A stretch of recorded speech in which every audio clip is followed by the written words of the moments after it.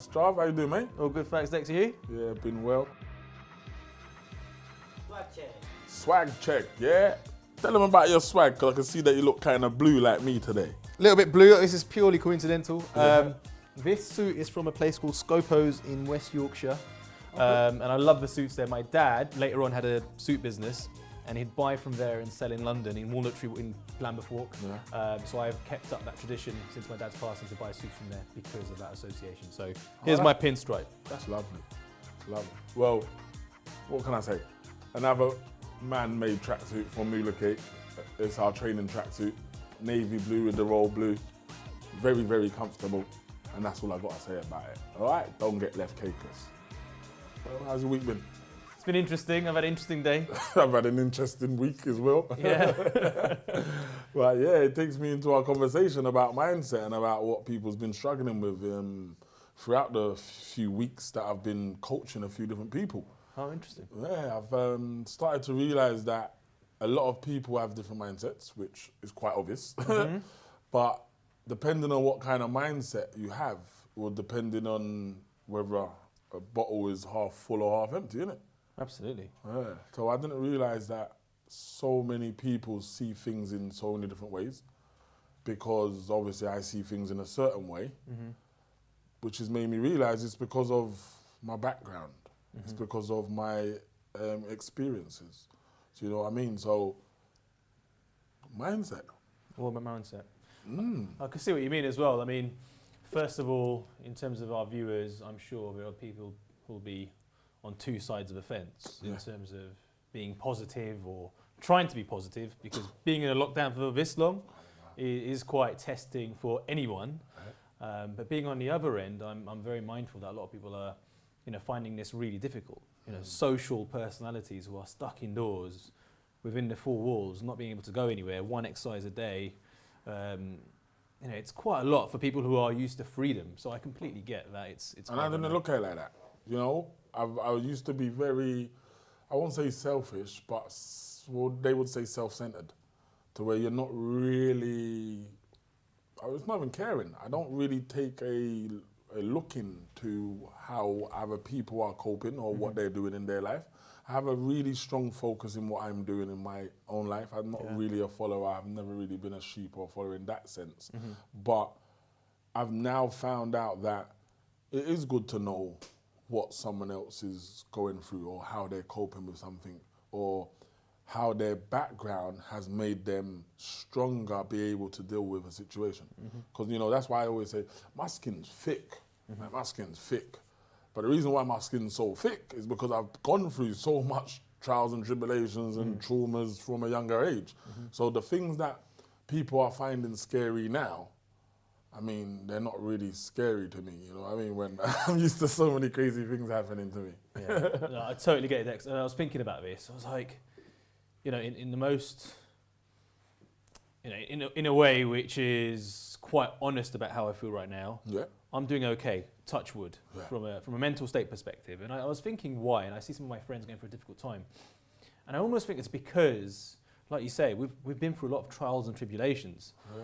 And I think once you've learn to stand on your own 2 feet and climb out of these situations on your own, it takes a lot to come in, rattle you. Like if Godzilla landed outside my door tomorrow, I'd be like, what are you saying? Like, I think you've got it in a nutshell. It's not going to be shocking, is it? No, it's like, okay, people's going to think, like, Godzilla, rare, phone everyone, rare, and all that. Where I'm going to think, Trav, Godzilla's outside my house. Yeah, I'd be like, send him over. Yeah, I wonder if he wants to join the team. He's our kind of guy. You know what I mean? So I'm not really sure, but definitely understanding that what we've been through, like in terms of when you're down, or in terms of even when you get stuck in business or work, what do you use as a go-to to dig yourself out? Because I asked you that to help our viewers understand what some suggestions they could do when they're down. And it's not, I've just got no money, or Corona's got me stuck in my house. It might be a problem. You might have a family issue. You might have financial issues. You might have job searching issues. What's your point of call at that moment? So firstly, what I do is take things back to basics and go, look, outside of what we wear, what we own, material possessions aside, we are humans first. And we have basic needs like food, shelter, water, warmth. And there's something called Maslow's hierarchy of needs. And I recommend everyone to look at that. It just looks at, air and water being a basic thing. Then Maslow's hierarchy of needs. Hierarchy of needs. And it basically says, to get to a point where you can fulfill your potential, you need your basic levels of things to be fulfilled, right? So, love and belonging, being accepted, again, the basics of having the things you need to live a normal life. And I check in on where I am on that. Is there something missing from that equation of just being what you'd see as normal? Yeah. Exactly. And then I'd reflect internally, and what I do is start taking practical steps to get out of a mood. So, when you feel like you're going into a negative mood. Yep, I've been there, I know it. Yep. It's like this morning, someone copied my Instagram account, made a fake account, copied my picture, made a similar sort of name, and starts messaging all of my people to say, come and join this dodgy scheme that he's doing. And I'm panicking because, if anyone thinks it's me, they might it's Javed, we can trust him. We can trust him, the good word. Yeah, and he structured his messages so well because people were showing me what he sent me. I'm like, you're a clever fraud. Right? He wasn't just a bot, one of those bots who just say regular stuff. He formulated it well, yeah? Okay. Yeah, so he started messaging my contacts and I was like, because I started panicking. And I was like, there's two ways to handle this. Firstly, have faith that people won't click on these things. I could have got really, really annoyed about it and really angry, which I did for a little while because we have emotions, right? Yeah, we can't just be positive and the world's all butterflies and unicorns. Everyone thinks that about me. They think, how come you're always motivated and happy? Yeah. I think, what should I put? Do you want me to put what I go through day to day online? But yeah, go ahead. And I was like, okay, I can approach this in two ways. And I was like, you know what? I've got a fabulous series we're filming, Suits and Tracksuits. So I started looking forward to this. I'm like, you know what? I won't focus my energy on getting angry with this guy. He's done what he's done. I put a message out to my contacts and said, look, people, it's not me. Don't click on this link. And I'll get back to your message when I get it back. I'm working on something else. And I just refocus my energy. And that could be anything, right? You've had an argument with someone. You could focus and dwell on it and go down a spiral of anger and hate and all these sorts of things, resentment. Or you can say, okay, I know where I stand with you. I'm going to focus my energy here in this part of my life, which grows me, evolves me. And I think that takes a while to get to, but I'd say this, the word resilience. This morning when that guy copied my Instagram account, at first I was so angry. And then I was like, he just wants to be me. I was so happy. Anything that's thrown at you to find a coping mechanism, whether that's practical or attention diversion or even standing on the grass. So I love this, right? My brother taught me this. He said, just go and stand in the grass and whatever thoughts you've got in your mind which are stressing you out, just visualize it going through your body and out of your feet. The soil and the world is big enough. Let it take your stresses. Try it. And the biggest stresses I had, all those people who cut me up in the car and everything, they've all gone down into the soil. Yeah. That is crazy because I look like that because I'm thinking, I need to get on some grass because I got some things I need to release. You see all this grass letting out your stress business. I need grass all around my house and all outside my house. Furthermore, I don't want to walk on the floor no more. I just want to walk on grass. Is that right? It boils back down to mindset. Mindset. I used to, my stories, I used to get tickets all the time, which I probably still do. Hence why I got one today. Yeah. But coming back to that I got one today, my reaction was so much different. Mm-hmm. And again, I think I done what you said without knowing that's what you're supposed to do. What am I going to do? Dwell on the ticket or be happy that I'm about to start filming something really good? Mm-hmm. Leave the ticket on the car and start filming. Do you know what I mean? Like, one of my ways that I've looked at life for a long time now, which is money is money. You can always lose it. You can always get it back. Mm-hmm. But real stuff, emotions, love, your children getting older, there's things you can't miss out on or there's things you can't lose. Do you understand what I'm saying? So when I think of, someone crashes into my car, when I think of, I have to change shops, or I think of, I bought all these clothing line, this is a major one. I bought a lot of clothing stock and now, let me make it be very clearer. I bought T-shirts to let out next week, and it starts snowing because we live in London. Do you understand what I'm saying? Yeah. But I used to get stressed because that's all my money. Like, what am I going to do? But then I've come to a point where the mindset had to start changing because all I was doing was stressing out myself. So I started thinking, okay, that's what we will call spilt milk. Money already spent. I cannot physically get it back. I've physically got these products. So there's no point dwelling on, I wish I didn't buy them because I already did. So now it's, how can I make use of them? Whether it's selling them, giving them away, using them for competitions, using them to clean my carpet, whatever it is, I need to make the best out of a bad situation. And how I've programmed my mind is, if it's just money, then it's not that bad. Absolutely agree. It's not that bad. Because you must know how to make money, because it's just money. Yeah. But you can't just make love. You can't just make family. You can't just make a home. Do you know what I mean? So, yeah, I kind of try to get a balance on what I really get angry at and what I just get a little bit, like today I did get a little bit, not upset, but I filmed the ticket today. I filmed it. Like, look at this, got a bloody ticket today, rare. But that was for 5 seconds and I moved on. Yeah, brilliant. Yeah. And, you know, in terms of being upset with myself, for example, there are so many things you can look at. And, for example, Bitcoin, when it came out originally, it was like hundreds of pounds. Someone told me about it. Oh, I don't know what it is. Forget it. Today it's about 29 grand. Yeah, no. Right, so I'm like, oh, if I had 5 of those. Yeah. You know, I've been pulling up in some really nice car right now, you know. 100%. And so these are lessons. It's like, okay, what do you learn from that? People came with a message. Pay attention to what people are saying. And I think one of the biggest things I've found is to listen more. And I don't, man. Because that's my baddest trait. not listening. Can't you see? I always cut you. Yeah, you interrupted me again. I was going to say. We should call this show Mr. Interruption, you know what I mean? Because I'll be honest with you, I've always got a lot to say, because I like what I hear. Yeah. So I do listen. Yeah. I hate it when people say, you're not listening to me, and I think, I can tell you everything you just said. But I've listened to it so quick, I've worked out my answer, now I want to say something. I don't know, they say, but if you let me finish, I think, but what you said in the beginning was enough for me to get where you're going, you know? But hands up. Your hands up. I need to bloody listen more. Real leaders listen most. I just don't know what to say. I just don't listen.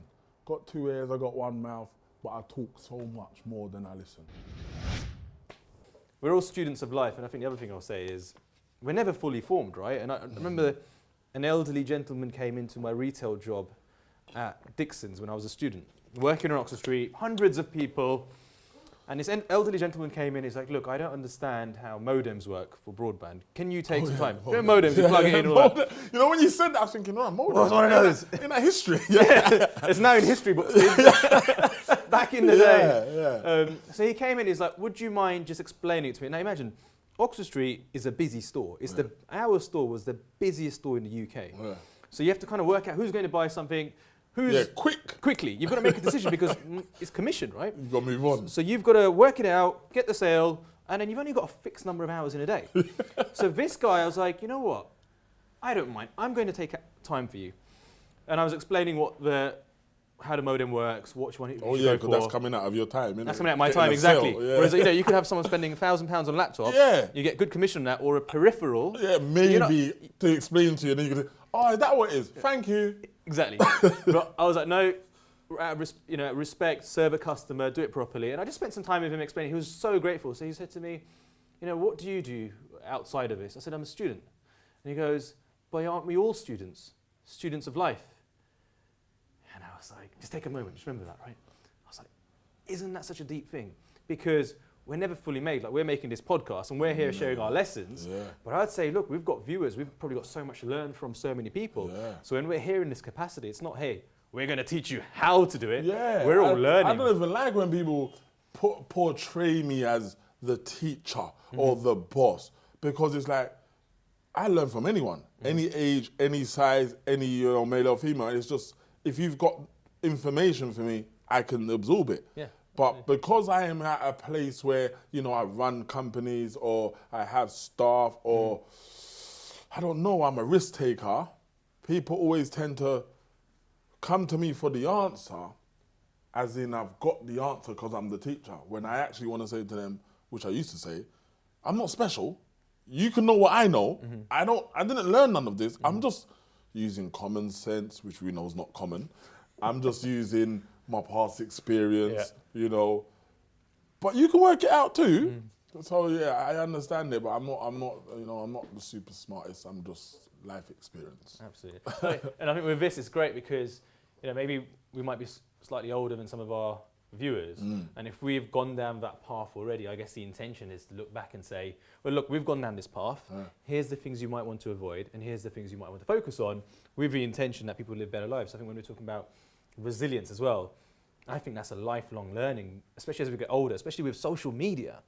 You know, influencers portraying a certain type of lifestyle. Now, if I was stuck in my house right now, and I've got half of my influencer network in Dubai, in sunny Dubai, and I'm stuck in my room at home, I wouldn't feel very good. You know, so to all those out there looking at social media and thinking they're living a certain type of life, let me tell you firsthand, because I know some of his influencers, it's not always as the gram makes out. And if that's making people feel about sad, 80% is not. 80% is fake. It's fake. It's filters. It could be, no disrespect to anyone. You know, if you're living a good life and you're happy and content, great for you. But if you're doing it to make others feel inferior, I do not agree to that. And for anyone who does feel any way other than positive about themselves, I'd say switch it off. I, for example, don't watch too much news. No, I don't at all. If I watch the news, I'll get updates on things that will affect my mood. And I think we're like a filter. You know, our day and our vision is based on the ingredients we put in. And if that ingredients, based on our senses of, you know, intake, visual or intake, it could be our ears or what we're watching. Smell, intake, whatever we put in is what we're going to go with and what we're putting into our engine, and will determine the outcome. So if we're filling it with negative crap of, hey, everyone else is living this sort of lifestyle and the world's all negative, then do you know what? We're not going to feel very good. It's proper real. It's so real that I used to actually teach this. So when we was allowed out, and I used to go in schools and colleges and stuff, I used to teach about the 5 kind of ways to understand if you're on the right path of positive mindset. And it is what you're eating, it's who you speak to mostly on a day-to-day basis, it's what you're watching, it's what music you're listening to, and it's who you're following. 100%. So if we was to break those down just quickly, who you're following, why is that important? Because every day when you pick up your phone and you go onto social media, whoever you're following is who appears in your timeline. That is the intake of negative or positive. So remember what we're trying to catch here, the balance between negative and positive. So I'm not saying you're not allowed to listen to negative stuff or eat negative stuff or speak to negative people. It's how much are you allowing your body to absorb, because you need a balance. And really you shouldn't have a 50-50 balance. I would have a 70-30. Do you know what I mean? 70 positive, 30% negative. So it's like, what music are you listening to? They say drill music's negative. Okay, that's fine. So listen to 30% drill and listen to 70% R&B and slow jams. Do you know what I mean? What you're eating. We all know chicken and chips is bad for you. That's fine. You can have chicken and chips on Fridays and Saturdays. The rest of the week, make sure you got some veg and some water. That's why we got some water here. You know what I mean? Who you speak to every day. Now, you can't speak to everyone who's positive every day because you might have so much positive people around you. So how about lessening, meaning taking it down, how much negative people you speak to? Because, you know, your cousin's negative, but you don't have to speak to him every day, but you choose to. And you absorb that negativity. 100%. Who you follow, what you watch. I literally watch, I think, about 3 things. And this is no lie. I watch football, I watch Apprentice, and I watch Dragon's Den. Those are the 3 things I actually watch on TV. And that's great because you're a great footballer and you're a great businessman. There's your output. So why do I need to watch anything else? That's my output. So that is exactly what it is. So it's what you intake really depends on what will go out. 100%. So, yeah. Don't forget, always remember what ingredients you're putting into your mind through your eyes from what you're seeing and your ears from what you're hearing. It's important because your input affects your output. And I think one of the things I'd say, just on that topic as well, is being comfortable with your own company. So for me personally, again, you know what area we grew up in. What do you mean? I used to always want friends to come over, as my mum says. You always want someone included. That's what she says. Really? Whereas I was the opposite. I was quite happy being on my own. To the extent, I've travelled parts of the world by myself because I'd saved up some money and I was like, okay, a relative said, never count the money you spend on holiday because it's traveling is like going to university. You're gaining experience about culture and things you won't get reading a book. Yeah. And I took that on. So when I'd saved from my part-time jobs, I was like, I want to go to Tunisia or Egypt or wherever, and different parts of the world. And again, I've traveled with family, of course. I've taken my parents, my own family. I've gone with cousins. I've gone with friends, and I have done those. But I've traveled on my own. And what I learned when I was on my own was much more than what I would have done in a group. Because when you're in a group mentality, you're kind of, we're doing quad biking. You get swayed to what everyone wants to do. Yeah. And you're on holiday. So you're kind of taking your own crowd to a different country and enjoying the food and sun with those same people. Whereas when you go on your own, you're likely to integrate. You're likely to learn about a culture. You're likely to ask someone's opinion of where you should go for food. And in that process, the biggest learning for me is breaking down differences. So when I was in Italy walking around, it's like, these people are just humans like the rest of us. And I know that might sound like an obvious thing. No, because I say that all the time. You lot are normal. Oh, I didn't know it was normal over here. What was I expecting? I'm not sure. Do you know what I mean? It's like these differences, and people over there are different, and this religious group is different. And it's only when you spend time with people and understand and listen to their views that the mindset opens. Now, I think right now, for example, and the biggest thing with COVID is people are stuck inside, and everyone's worried about the other. That group of people, because of this group of people, this is happening, because of that group of people. And it's always them and us and them and us. And whereas I'm like, no, let's speak words of unity. If you see something bad on the internet, and it's not even fact-based, don't go and share it. Share something positive. So I've got this big thing that when I'm posting things, I look at it. Is it going to create divisions in the community? Yes, don't put it. Will it educate? Then yes, of course. If I want to educate, then I will share an educated post. Will it bring people together in terms of unity? That is like a 10 out of 10 for me. Like anything that's talking about compassion and bringing the world together as one, that's part of that. And that's a lot to do with my travels, being comfortable with my own company and not fearing other people. And if I did misunderstand or not have a full grasp on someone's background or religion, I'd ask them a question and say, look, can you help me understand this? But what is Google? A fantastic search engine. You can look on that and get your own research. So I'd say, in these current times, our mindsets can be used in multiple ways. We can use our time productively and say, hey, this is the best gift ever. I've got this time indoors. I can develop myself and I can learn stuff and not fear things and, get and create a global community and a global mindset. Or you can say, I'm going to be quite fearful and I'm going to hide from the But I world. don't think people understand the power of self-development. I've always known it, but never understood it. Or never understood the importance of it. So I've known that self-development is serious, isn't it? You know what I mean? Obviously you grow, your feet get bigger, you get grey hairs, whatever. that happens naturally. Yeah. But then there's things that doesn't happen naturally. So if you don't try to become smarter, you won't become smarter. If you don't try to become more healthy, you won't become more healthy. If you don't try to become more brainier, you won't become more brainier. So I've learned that throughout my life, I had a choice to invest in myself. And I think that's why I've had more results than many others. Because I've realized, no, I'm good at stuff. I don't have to stay with you guys. There's something I really want to share. Something that I couldn't share, what I've been trying to share all my life. My reputation. Do you understand that? My reputation is my reputation. If I go to a rave with you and the bouncer wants to let me in, that's because of something that happened in our life. I can't then turn around and say to him, yeah, make sure you let him in as well. I want to come to a rave. You heard Dexter. He knows all the nightclub people. We're going raving. Man's going raving. Do you know what I mean? Because it's like sharing my rep. Yeah. Or it's like, I would go into a barber shop and I don't queue up. I literally phone, can I come? He knows. He have to tell me when he's halfway through the person in the chair. Because when I come, the longest I'm waiting is you to finish this person. But then I come with someone who wants a haircut. He's not cutting you at that time. He will say, right, then after you, I'm going to cut these 3 man and then I'll cut your brethren. Now my brethren's mad with me. I can't share my reputation, bro. Everyone doesn't see you how they see me. But all my life, I've been trying to share my reputation. And, that's to do with self-development and understanding that I've developed myself. I put myself in situations. I've been around certain people. I've taken certain risks that's given me that level of oomph in my rep or in my background or whatever it is.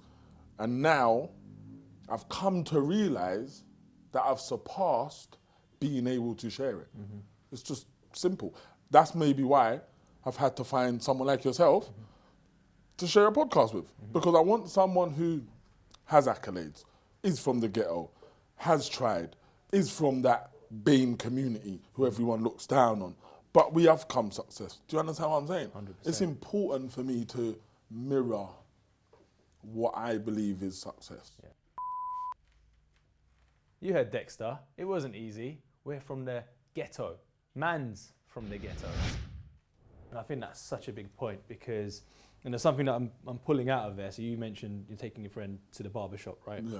And, in life, generally, what I find also, that I feel like we both do it, is we've seen a certain light and we want to say to the others, hey, Yo, come, you dog. come, It's right? this way, brother. I've been telling man for years, it's this way. And you want to light the Like path. the Goonies. Yeah, exactly. It's this way, guys. It's this way. And you want to light the path and you want to say, look, I've walked down this path. And you go back to get them. Yeah, go back and get them. And they're like, no, this is our comfort zone. Yeah. And it's like, no, come, like you can be what you want to be and you can do what you want to do. It's not going to be easy, but it will be worth it. It's proper worth it. And it's that fear mentality. And I think that's a great segue into the charity work we do as well, right? Because I know you're huge in charity. Yeah. I do my stuff and it's part of a giving back cycle.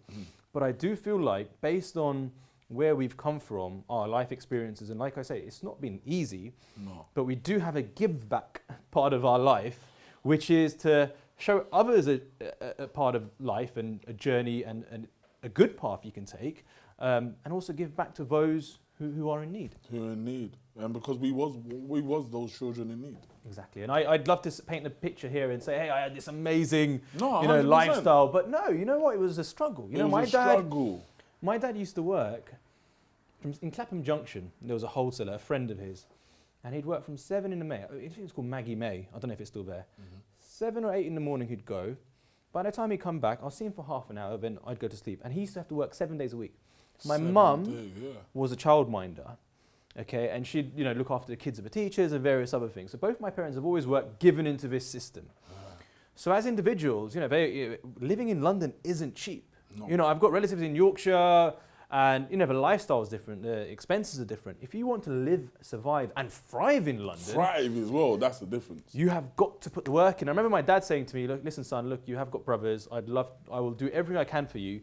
But if you want your nice car, if you want your driving test, you're going to have to work for it." And I said, "Dad, you know what? You do enough." I see him coming sweating, and he'd make sure that we're all okay first. Before he's even there. He wouldn't even buy a pair of shoes out of guilt. That was my dad. When I started earning money, I said, "Dad, I want to take you guys on holiday. I want to buy him a car." I said, "I'm going to get you a Jaguar. That's your dream car." He said, "No, don't bother. I won't even drive it. Not for me." I said, "No, I'm going to take you on a holiday." He refused to go on holiday to Egypt with me.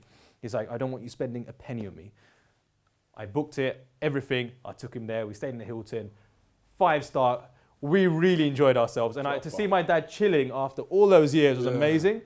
And I can't forget that memory. But the whole point was, he was so selfless. He always put us first.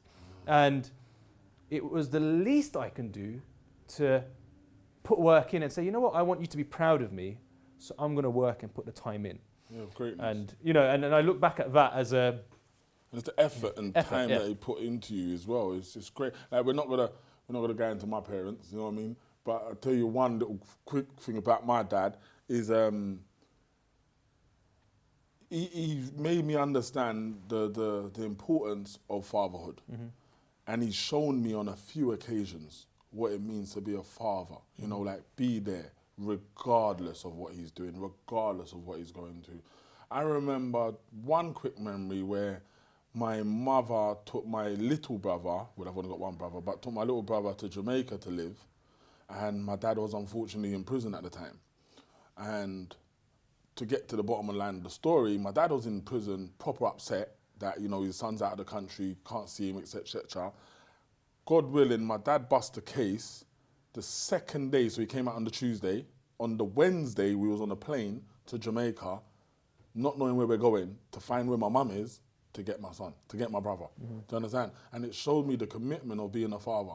He will drive to the other side of the world, fly to the other side of the world to get us. Do you know what I mean? But as I said, the whole, how much effort he put in to make me be the man I am today, one of my promises is that I'm going to buy a house big enough to have a snooker room. Amazing. Before he gets old, so we can play snooker, because that's what we share. That's amazing. You know, I've always thought that was like the goal is to get a house with a snooker room. I was literally thinking the same thing. It was like, yeah, no, that's my goal. Like That's my goal amazing. is, because he's like, yes, I want to buy a 3-bedroom yard because I've got my three kids and that.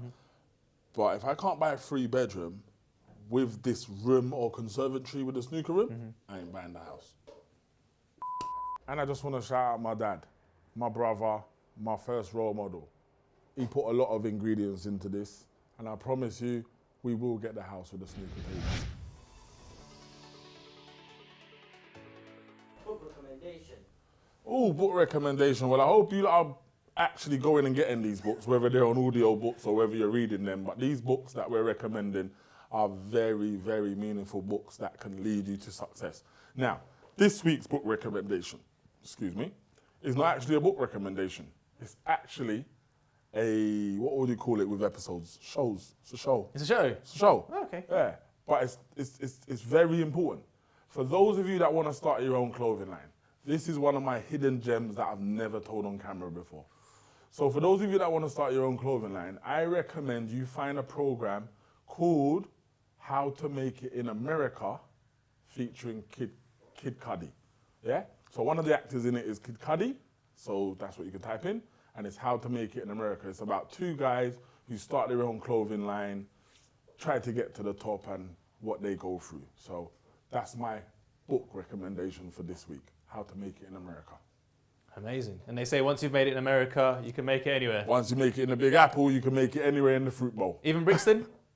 Not sure about that, but yeah. Brilliant. Yeah. Well, today I brought my book with me just to show you I do have these books. And like Dexter said, we hope you're buying them and actually reading them. So it's called The Speed of Trust by a guy called Stephen Covey. He's got a couple of books, another one's about essential habits. But this one is a great one, and it talks about the basics of trust, but how important trust is. Now, on any business relationship, for me, trust is so important. Trust and integrity in particular. And how to grow that, how to maintain that, and how to also empower one another through that sort of trusting process. So do get it, I recommend it, and Stephen Covey, again, great author. Excellent. The speed of trust. You sure about that, Jav? My speedometer must not be working, because I don't trust no one. That's a wrap there, my people. I hope you enjoyed Suits and Tracksuits, episode 4. Make sure you're subscribing, make sure you're liking and sharing. All right? Take care, guys.